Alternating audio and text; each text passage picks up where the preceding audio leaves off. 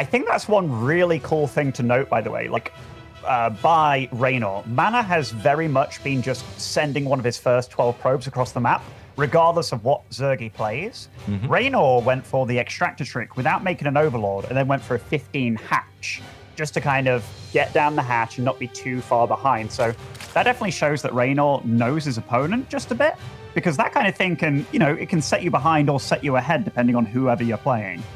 Yep, I think it's very smart. I think Lambo had a really good explanation about all of this during one of the games I casted with him at Stay at Home Story Cup.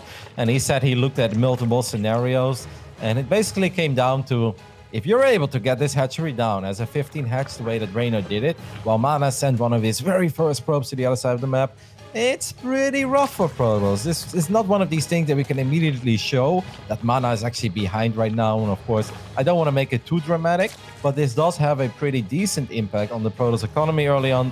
Meanwhile, Zerg is going to go the way that they would normally go, slightly less superior than maybe the traditional 16 or 17 hatch, but this just makes sense. Everything is going to flow well for Reynor. Meanwhile, MaNa made his first investment in the game, and it didn't pay off.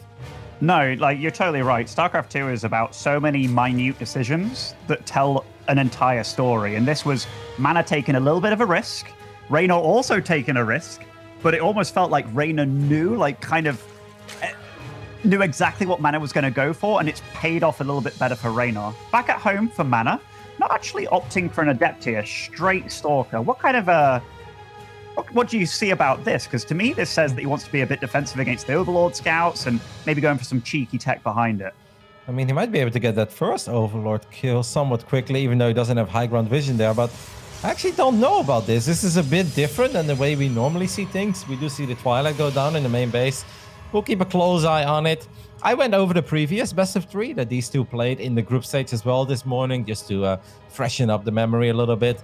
And the one thing that really stands out for me, Ben, I already told you in the break, so Ben is not going to be surprised by this, but is that in the best of 3, where they both had 2 map vetoes, not 1, they actually opened the series on Submarine. Today they're playing a best of 5, and Reynor vetoed Submarine, while Reynor was the one who actually won Submarine when they played in the group stage. So I think that's very funny that a map they played in a best of 3 doesn't make it into the pool in the best of 5, and is then vetoed by the guy who ended up winning it. Like, you don't see that very often. You are right, and if I remember correctly, the Submarine game was really weird. Like, MaNa went for a super one-base game. Yep. Which was... yeah.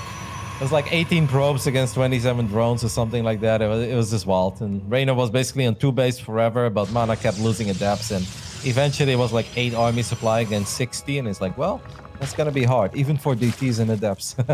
Yeah. So Reynor so far, right? Like, he hasn't actually scouted anything of his opponent, which is a pretty big deal. I mean, he's got this Overlord placed far forward. He doesn't have the Lings kind of like patrolling around, just checking like what's leaving the base, but did throw down a safety spore in his main base. And we've seen from MaNa's games recently that he loves adepts. Now, he is pretty textbook within regards to how he starts off the game, within regards to going straight for adepts, but he can change and like go down different avenues depending on what he sees from his opponent. Yep, don't forget that the one game that MaNa did take down Reynor in the group stage was also off the back of a lot of adepts early on, and then followed up with an Immortal push.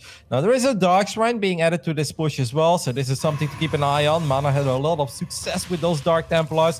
This Link counter is actually awesome. I love it, because Stalkers alone don't have that much DPS. You don't want to warp in any adepts at home, but it is important that Reynor has enough units. This shade is probably going to get cancelled. Yeah.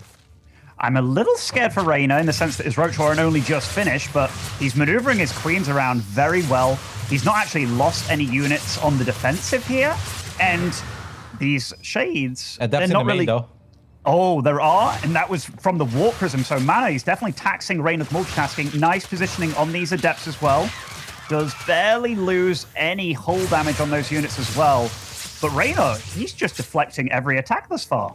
So far, so good indeed for Reynor. It's a full wall of defensively as well. I'm a bit surprised to see this shade finish up, but there are so many Zerglings, and yes, adepts are great against Lings, but not in these numbers, especially not if the Lings are getting some help from the Roaches as well.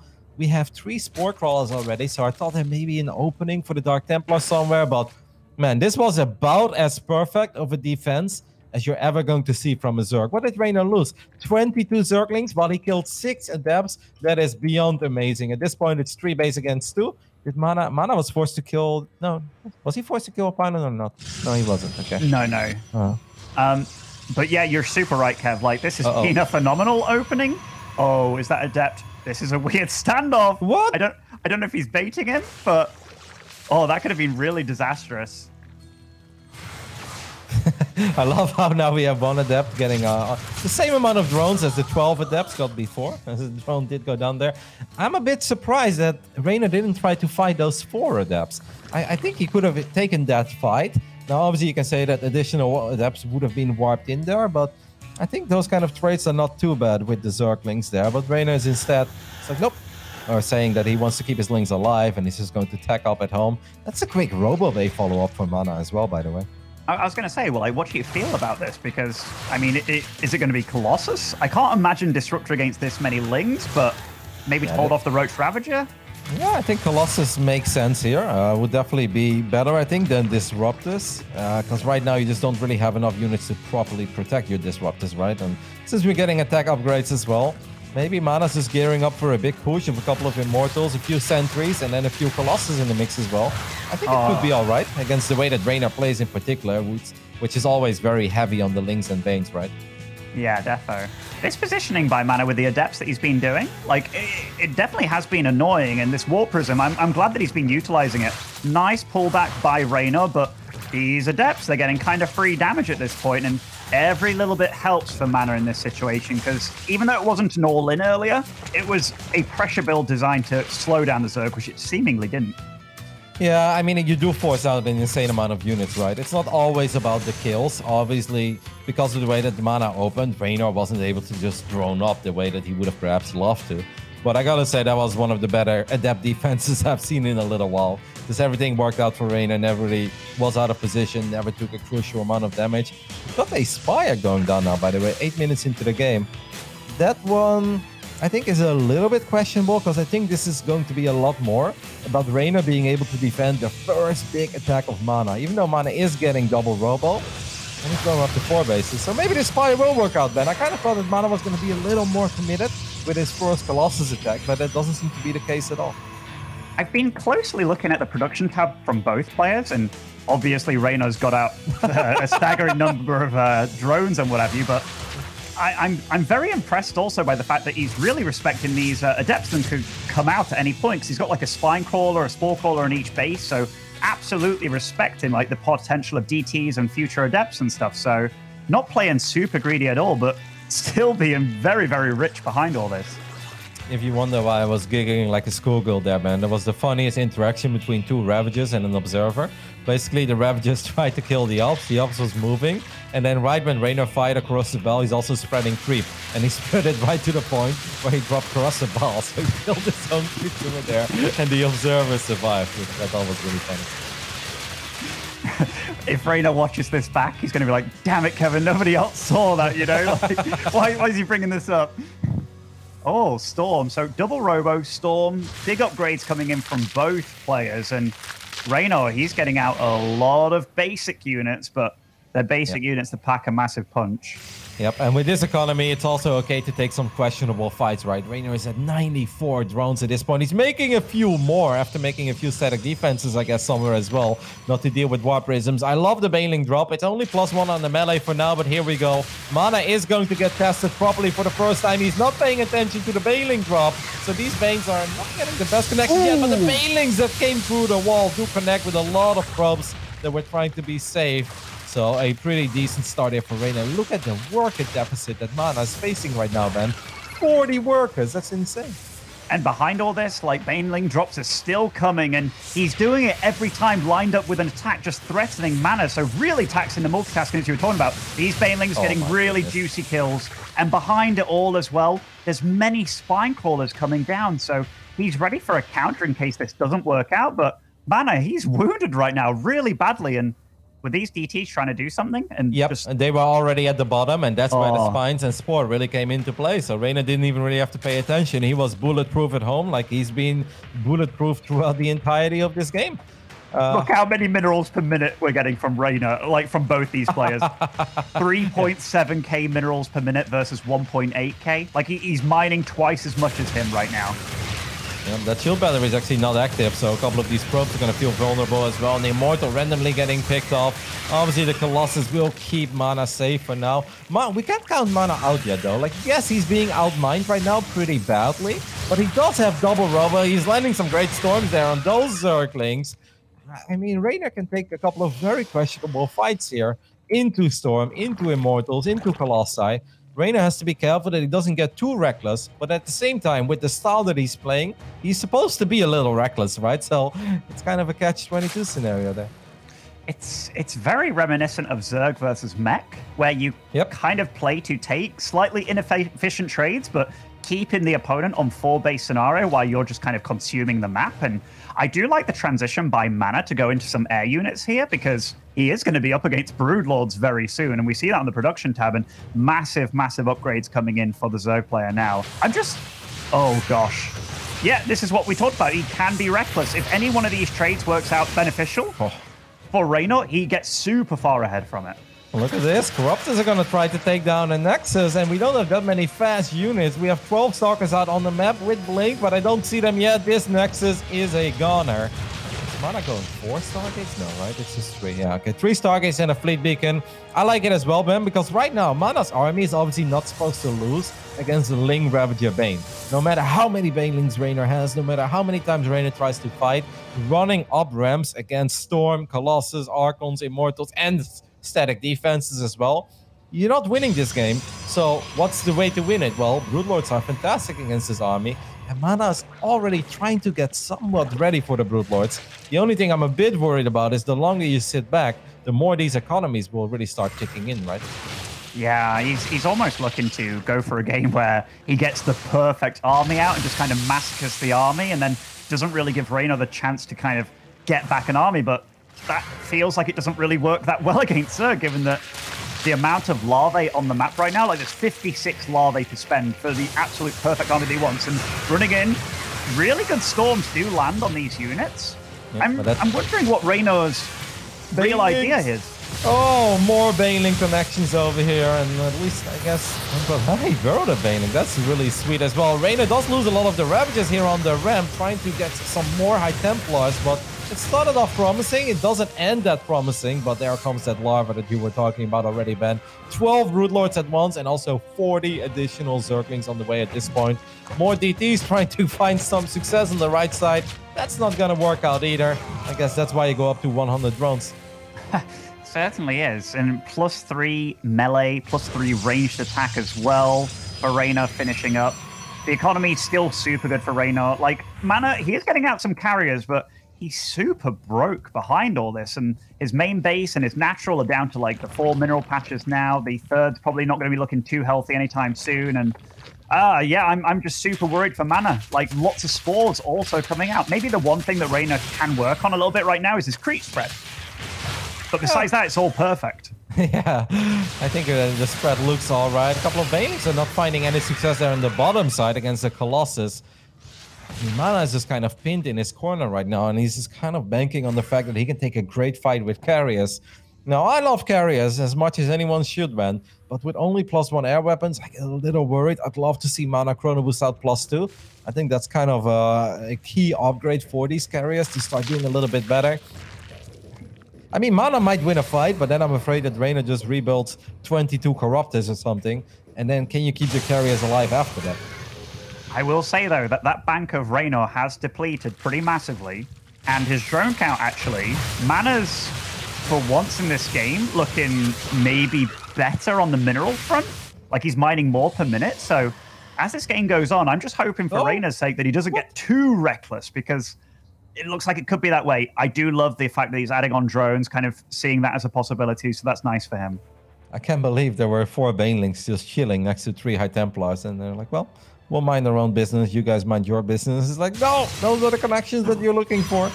I am very scared for those High Templars with that little Baneling bomb on the ramp there. It's very cute seeing Baneling bombs against a Protoss. I know. And there's only two. There's two observers, but one is with the carriers. One is just kind of checking the creep. MaNa's going to try to push it back a little bit. An excellent first game here. MaNa definitely kind of weathering the storm, which is not easy against a Reynor that's really going for it with Ling, Ravager, Bane. But MaNa just continues to look good. This can get a little bit dicey as his main army was slightly further away. Observer does not go down to the crosser ball. I mean, there's definitely potential here. I don't think Reynor has ever scouted the carriers. He might think there's a couple of carriers, but Ben, we're already looking at 7 carriers, plus 2 air weapons on the way right now. Reynor doesn't have that much anti-air. All he has is 12 Corruptors. He did have an Overseer earlier die to the carriers, so I'm hoping that he saw that. And he does have quite a few Corruptors left as Corruptors, but how many Infestors and stuff does he have? Just 1 Infestor, a few Vipers as well, which can be nice. Nice abducts into the Spore lines, and the Broodlord standing strong against the Stalkers, but I don't think that was the worst trade in the world for MaNa. The worrisome thing is the Corruptor count will get a lot higher. Yeah, and there's a lot of Zerglings just running Rampage. Once again, killing 20 probes, and they're not done yet, man. These are super feisty links with +3. They might get a few more. They've got Adrenal Glands as well. They can even take down this Archon. At the same time, the main fight is still happening as well. And the carriers that MaNa is losing at this point, I think he's going to have a very hard time rebuilding those. Reynor obviously has to be careful, but I think that Corruptor count is still decent enough. Yeah, it certainly is. And they've got decent upgrades as well with 2 damage. So they almost... Oh, they're knocking those carriers out the sky. The Stalkers doing their best to stop them. Even Storm's trying to bide their time, but the supply is so high for Reynor. And right now he's producing so many basic tier 1 units that I think he might be able to just roll over MaNa. But MaNa, he is still pushing as good as he can. But that air fleet that we were so scared of for Reynor just completely knocked out of the sky.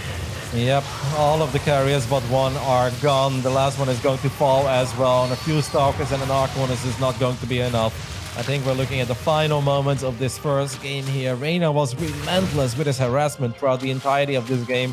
66 probes went down, and I know we've seen more workers go down in plenty of games, but I love the way that Reynor did it. GG gets called. Reynor picks up a game 1 victory, but I gotta give it to MaNa. I think MaNa played an excellent game. Maybe indeed a little too passive. Some people might be like, well, he was just turtling on 4 bases. How hard is that? Actually, guys, I can confirm very hard. It's not easy to weather the storm and survive for as long as MaNa did. But yeah, we were just kind of missing some proper aggression. He did try with Dark Templars a couple of times, but Reynor was so rich that it was so easy for Reynor to invest in spines and spores. And Reynor was just kind of able to do whatever the hell he wanted, and he made the correct calls in the end. Yeah, and we have to remember how that started off, right? Like, MaNa went for the hatch block, which can be one of those things where it's like, oh no. And then the adept harass, like the pressure, like he killed maximum, like maybe 4 drones with the follow-up with the warp prism as well. So that game definitely went to the mid to late game with MaNa kind of on the back foot already. But the fact that he managed to hold on, and you kind of saw the fact that his army was still very, very strong against Reynor. Like, it didn't look hopeless. It just looked as if Reynor was so well prepared for the first half of the game that he handled it perfectly. Like that adept defense, like you said, Kev, the fact that he didn't have roaches already out, like his roach warren wasn't done for those adepts turning up, but the queen positioning, the ling positioning, stopping the shades from getting into a nice position, absolutely perfect defense by Reynor. Yeah, I don't want to go full hyperbole here and be like, that's the best defense we've ever seen, but it doesn't get much better than that. You lose 22 Zerglings, you kill 6-7 Adepts, and on top of that, you're bulletproof against the Dark Templar follow-up as well, because there's a Spore Crawler in every base. I think maybe the one shade in the main base was just not the correct one. Maybe MaNa couldn't see as much as we did, and he thought like, well, if it's just the Zerglings there, I got the Warp Prism as well, I juggle the Adepts around a little bit, and it's going to be all good. But just having 3 or 4 roaches in the backline there, putting some additional pressure on those Adepts, makes the fight a lot more doable for the Zerglings in the main. And at that point, you gotta kind of go home with your tail between your legs and be like, well, I hope I get lucky later on, right? And like, he never really did get lucky. I like that Reynor brought out Baneling drops and stuff against him too, just making it really, really difficult. Anyhow, spawning in the top right-hand side, playing for Team Liquid, it is MaNa.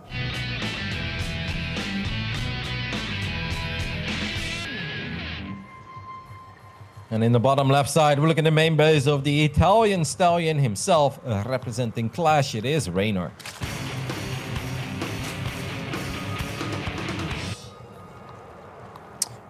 So this game initially starting up, Reynor did not go for the little extractor trick. He instead sent out the drone, kind of knowing, or when I say knowing, but he sent out the drone maybe to scout for the probe, and if he didn't see it, goes and makes his hatchery at the normal spot, but didn't feel too uncomfortable for him just going for his hatchery right on the third base. Yeah, which I'm a bit surprised by, because in the previous game, I think it worked out perfectly for him. It's not that bad to have the hatch here, but it's obviously gonna slow your economy down a little bit, and I think MaNa is an absolute expert in furthermore slowing down Zerg economies with his follow-up aggression, whether it's the Archon drop or traditional Adepts with a Dark Shrine follow-up, or even some Oracle play. MaNa showed us some Oracle play as well in the group stage. He's excellent with that. In general, the key to success for MaNa is aggression and finding openings in the defense. It's just that Reynor's defense in general is bulletproof, and it's really hard to force a lot of openings. Certainly. I think this could also be... so this is me totally going into the mind of Reynor. Say if he does the 15 hatch again, where it does definitely delay your economy, but then the probe never shows up, like kind of thinking, I counted it so good the first game, he won't do it the second game, will he? But then, you know, he absolutely does and what have you. So I like the fact that Reynor was kind of testing the water a little bit there, just in case it didn't show, and then he gets down, like, gets to be as greedy as possible. Again, like, it's just very nice to see that these players can mix things up and kind of learn to read, because maybe going into the next game, which there will indefinitely be, this is a best of 5, Reynor just goes for the 15 hash again, saying that MaNa doesn't change it up. Now, we've seen a couple of Zergs throughout this tournament going for Ling Floods early on. Vanya had some success with it against MaNa on Everdream, obviously a smaller map. And I always feel that whenever Protoss players do get that successful hatch block off, it's like you gotta be a little worried that you don't get all-in on your side of the map, because Zerg players tend to be a little more all-in happy. We'll keep a close eye on the production tab to see if Reynor gets crazy or not with the Zerglings, but I don't think that's going to be the case now. He's just gonna expand, he's gonna build more drones. But hey, MaNa at least gets kind of the scenario that he's hoping for. Reynor is forced to expand in a more awkward location, which makes the middle game defense a little bit more difficult as well. I'm just looking at these little things from MaNa's perspective. So the first game, he didn't get the hatch block off, and then he went for the Stalker initially to hide his tech. Didn't go for the super fast Adept, went for it afterwards, obviously. Whereas this game, maybe making the third go where it is, gets out the Adept first, and then hopes to deal a little bit of damage, just making the life awkward of his opponent. So MaNa definitely does change things up based on what he gets done or what his opponent does to him, which is, yeah, it's just beautiful to see StarCraft in the minute little details between them. Now, that Twilight has been done for a while, and MaNa hasn't done anything with it, so I'm expecting a Dark Shrine to go down, I guess, for an Archon drop, but wait, what? What is happening here? What did he cancel? He canceled something. A gateway, I guess? What was that? I have no idea, because he still has 3 gateways producing.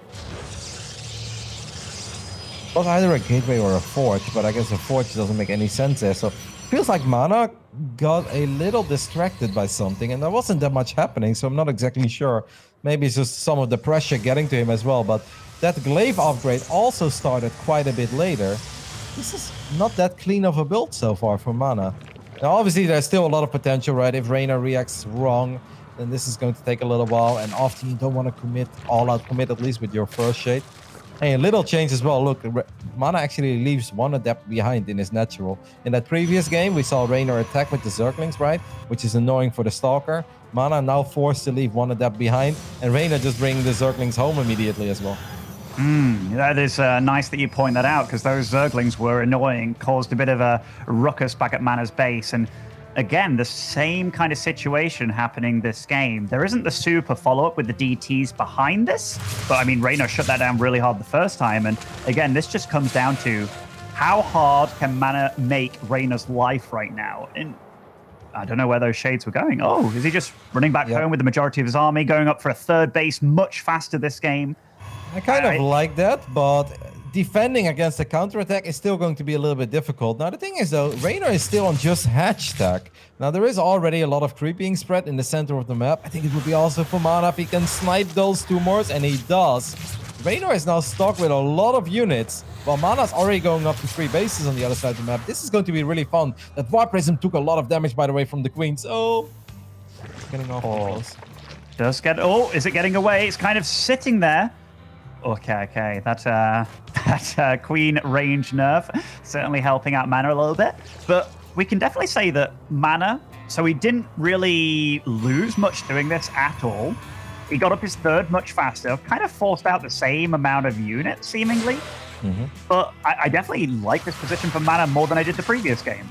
Yeah, he didn't commit. He kind of faked it. I don't know if he didn't commit because Glaze was a bit later or if this was the plan all along. He's like, I know that you take this super serious whenever you see it. You're going to get your defensive spine. You're going to get a lot of Zerglings at first. Then you're going to follow it up with a lot of Roaches.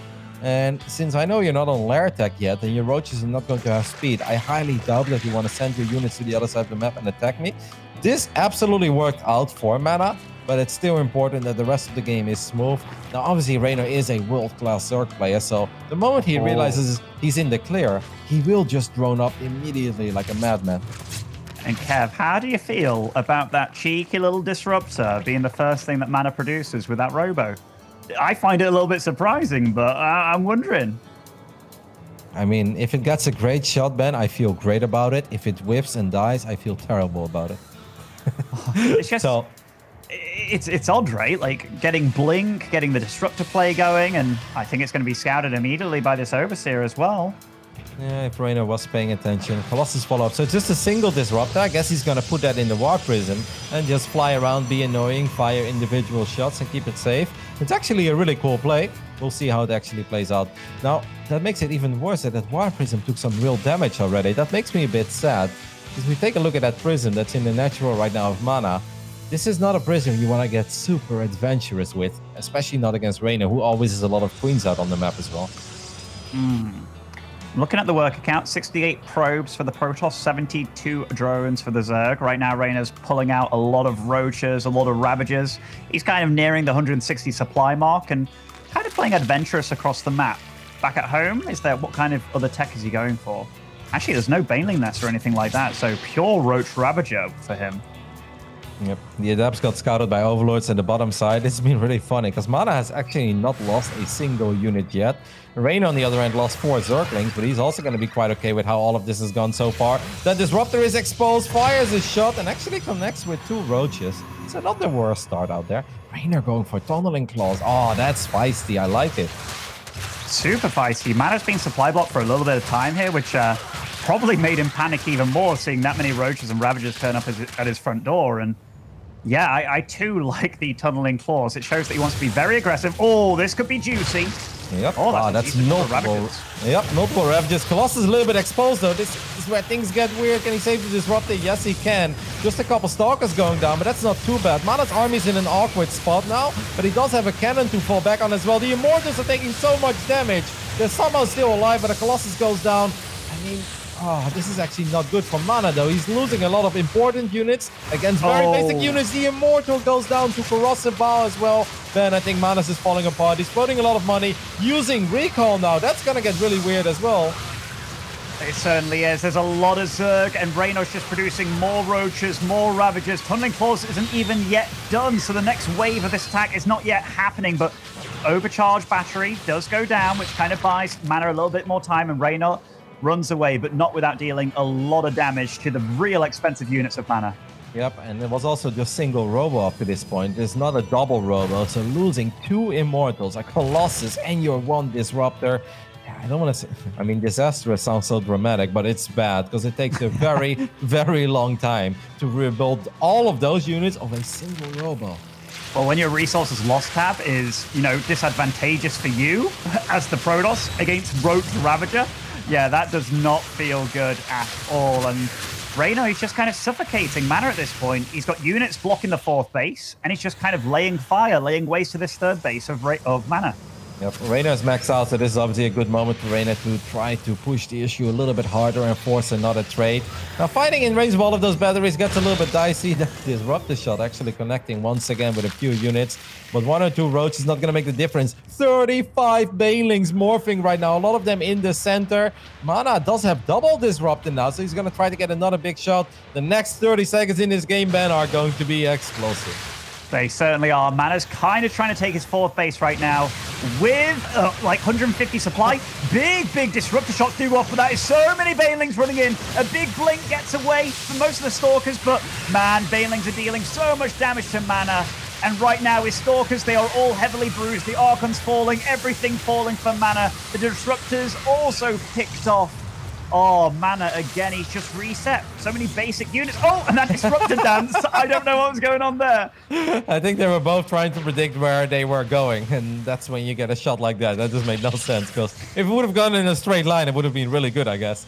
I mean, MaNa does have a second robot now, and he did survive with a lot of Stalkers. And I gotta say, it's a little bit hard for Roger of Jabane to pick off that many Stalkers in range of batteries, cannons, and stuff like that. But Reynor has the battle economy, and he's just doing a phenomenal job in making sure that the robo unit count stays low. And not a good shot, though. These Disruptors are finding their targets. But Ben, it's just Stalkers. Besides that, if I was Reynor, I would actually go for the natural rather than that third base.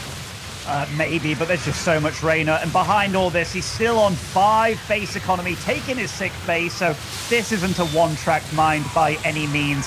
Biles landing, Banelings landing, and MaNa, he can barely even hold on 3 bases, and he's against a 6th base Zerg very soon.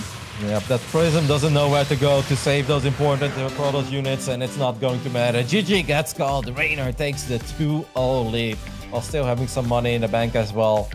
Impressive attacks there by Reynor. It does make me wonder, maybe just 1 or 2 sentries would have made MaNa's life a bit easier, right? Because Reynor was coming in with all of his Roaches and Ravages through the top, and then all the Banelings were coming through the middle of that tiny ramp, where the rocks were still up as well. So if you have 1 or 2 sentries in the mix there, you basically don't have to worry about those Banes. You buy yourself a lot of additional time. But I think it was mostly not necessarily the last fight, but the fight before, right? The first big proper attack by Reynor, where those Immortals went down to the cross balls, and the War Prism was just kind of out of position a couple of times. And I think losing that many key units while you're working with single robo is just too much. It was just really unfortunate, right? Like, MaNa was locked out of his own base almost, and these clunky units like the Stalkers couldn't really get behind the wall. And even if they did, it's like, oh, well, now my third base is kind of really open to these attacks. And these are the new maps. Like, learning how to defend and stuff feels a lot harder than learning how to attack. But let's be fair, Reynor is just making MaNa's life so difficult. He's coming at him with very different army compositions, but this kid knows how to make units and knows how to make a lot of them. It's a useful skill to have, right? Being able to make a lot of units in this video game. If you look at the worker graph, by the way, like, damn, Reynor was in a good... MaNa, his plan definitely did work out, because MaNa's line was a steady upwards curve, while Reynor was flatlined for quite some time. And that's exactly what MaNa wanted to achieve. Then at the same time, he did not crumble under the pressure at home, because Reynor couldn't really attack with slow Roaches. So it worked out for MaNa, but then he still wasn't able to deal with the first proper attack of Reynor. No, I like the fact that MaNa's kind of showing very similar openings, but then, yeah, going off in totally different tangents. And you see that Reynor has to respect the choices that MaNa's making, because one wrong move, one incorrect judgment, and you can either die or fall incredibly far behind. We are moving on to Everdream, though, which has been in the map pool for quite some time now. Can be a little bit cheeky, a little bit difficult for Protoss players, I think, against Zerg, given the rich Vespene gas in the middle of the map. But we will see what ends up happening. Spawning over in the bottom left-hand side, currently 2-0 up. It is Clash's Reynor.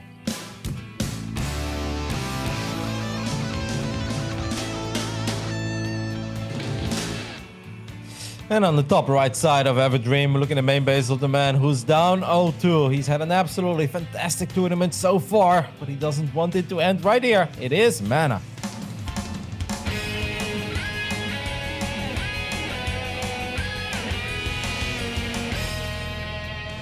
A man that loves the probe first scouting to get the hatch block off. How are you personally when it comes to blocking hatches and stuff? Well, I used to be good at it because people used to expand later, and now I have turned into a meme, Ben. Lambo makes fun of me at a stay-at-home Surrey Club. He's like, this is the Roddy Scout. It's the worst ever. It's like bad enough to hurt your own economy, but it's too late to ever hatch block. And I'm like, man, uncalled for Lambo, but I was like, I guess he's kind of right because I do never get the block off. Though. But do you still go for that Roddy Scout or? Of course, man. You know me. I'm stubborn. You are stubborn, Kev. I remember you making Farseer 3 years after it got bad. You know, like. But well, yeah. what are they making right now in Warcraft? Lots of Farseers. You were ahead of the meta. You were ahead of the meta, actually, and it's also mass headhunters now as well as the meta in Orc versus Orc. I showed them the way in 2004. A lot of people they take a little while, Ben, to catch up to my genius brain, you know, but 16 years later, they realized I was onto something. And that's 10 years down the line in StarCraft 2, everybody's opening up Phoenix in every matchup. Booyah! And Protoss are winning everything. Just a matter of time, Ben. Don't you worry about it. Yeah. Everdream was the map that MaNa was able to win in the best of 3 that these two guys played in the group stage. And just had had a successful start with the Adepts and had a fantastic follow-up with a War Prism, a couple of Immortals in the mix as well. It got a little close, but at one point Reynor just didn't have enough units to survive. I'm kind of expecting things to play out in a similar way, Ben. MaNa clearly lost the Adepts. He was aggressive in game 1 and maybe too aggressive with that one shade into the main. Game 2 kind of used it as a mind game and used it as a trick, just went up to 3 bases very quickly. I think we're going back to proper aggression because this is a good map for that Resonating Glaives opener as well. Reynor is making quite a few Zerglings though. Is he taking a note out of the playbook of Vanya and Bly and Swordov over here, who keep Ling rushing on this map? It certainly could be. Like every drone is pulled out of gas, which I know is kind of normal as well. But yeah, that is certainly a lot of Lings being made. MaNa didn't go for that safety Stalker to A, deny scouting, or B, just be in the wall off. He went for extra Adepts here. So I think you're right on all fronts here, Kev. I think MaNa's going to be throwing out a lot of Adepts very quickly, which could actually work against what Reynor's seemingly planning so far. Well, I think the SimCity is going to be very important, and I would love to see a shield battery from MaNa, but these pros, they don't want to build a shield battery if they don't really have to, guys. MaNa is going to realize soon that he's going to need it, though, but he's playing this so safe, keeping the Adepts at home. Can you really break a wall if there are 3 Adepts on the other side of the wall? I don't think MaNa's going to fall for it this time. Oh, no, the Adept is out of position. No, not like this, MaNa. Oh, no, Ben, I can't watch. Oh, I can, Kevin. That is all of the Adepts falling. The probe pumping behind the little wall. And MaNa, that Adept, the skinniest Adept of all time. Yes, how is what I'm thinking too.